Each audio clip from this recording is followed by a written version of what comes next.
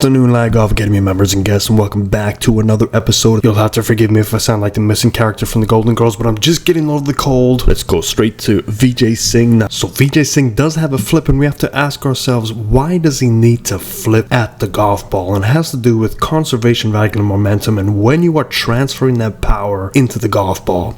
And for him, he has to flip because his arm path is rerouting, which causes his club face to get a little bit laid off. And as a result, he has to flip because there's a little bit of room issue at impact. So let's take a look. Let's go from the left side first. We're going to draw a lower plane line and an upper plane line. We're going to take a look at why that's important.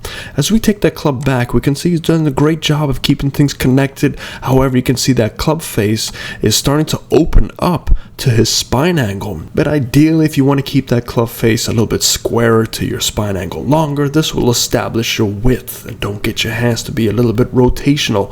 But this man does not suffer from width, and you can see he has a club head underneath his right armpit. And what this helps Vijay do is, as his hands get to that top plane line, having his right elbow a little bit more tucked gives him a triangle to work with. Now everybody has a triangle, and it's basically where your hands are relative to where your elbows are, and they draw a little triangle. Now basically you are going to try and pull that line straight down through the center of that triangle, and that's about the center there. So that is his initial hand path. Now I want you to watch this hand path as he takes that downswing, because it does change slightly.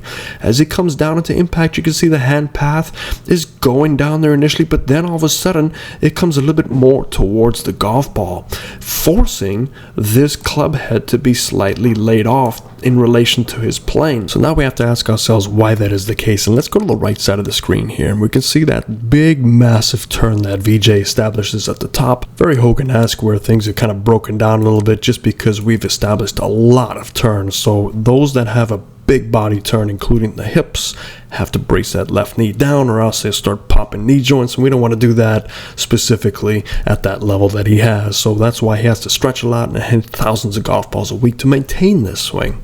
And at the top of the swing here, we can see there's a lot of shoulder turn, a lot of hip turn. And when you have that much shoulder turn and hip turn, and you are now connecting your right elbow to your body like he did on the left side with that club head, this creates some issues, because now his body has to rotate a lot back down to impact. So when you look at the very top on the left side here, this is basically where the hand path should start to go, your first move. But because he has to turn a lot more than the average tour professional down to impact, because he turns so much on the way back, that turning action is going to get the momentum to pull the hands in a different path. It's going a little bit too far outside of that path, and as a result, momentum is going to pull the club back a little bit flat. Now when it's flat, his hands are going to try and reconnect, and it's going to take a flat position. A couple frames down, you can see now with the right hand reconnecting, it has gone ahead and made it match his plane line. So it's a slight subtle motion, but with that slight subtle motion, a lot of this is momentum based from here on out. So let's clear a couple of these lines before it gets a little bit too confusing, if it's not already confusing enough. But as we come on back down into impact, you can see those hands have to keep on going. That's momentum, that's helping him out.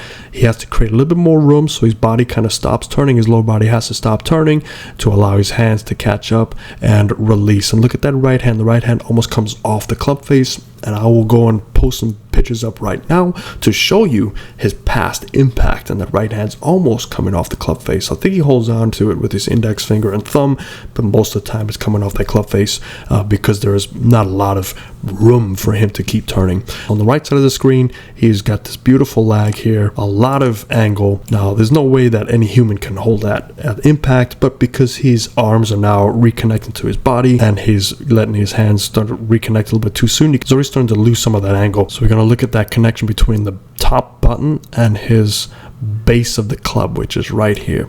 We keep going forward, top button, base of the club. It's still keeping up with each other. But as you get down into impact, top button, base of the club. Now watch, as he strikes the golf ball, his hand speed slows down slightly because there's the top button, and if we pull it out in front, it's no longer connected to the base of the club. So this is a sign that your hands are a little bit too engaged when that happens.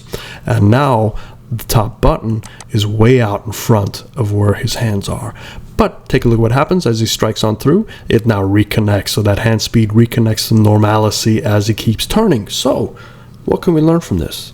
That even the best in the world, some of them flip the golf ball, some of them flip at impact, some of them hold off the release, but it doesn't matter as long as you can do it routinely, and he can do it definitely routinely. But the problem with Mr. Singh is he has to hit thousands of golf balls a week because he is one that has his hands more engaged, and the more your hands are engaged, the harder it is to keep that club square or longer, and your discrepancies can be pretty big. Now, he plays a pretty hard pull, and that's just built into this move. So you'll always notice that he aims 10 to 15 yards right of target and pulls the golf ball. It helps him hit the ball further, and it's a little bit easier for him to play that. You know, not one swing is perfect. We're all having different swings, and if you're not working with a golf professional, I highly suggest you do. So hope that helps you. And if you do like that, hit the like and subscribe.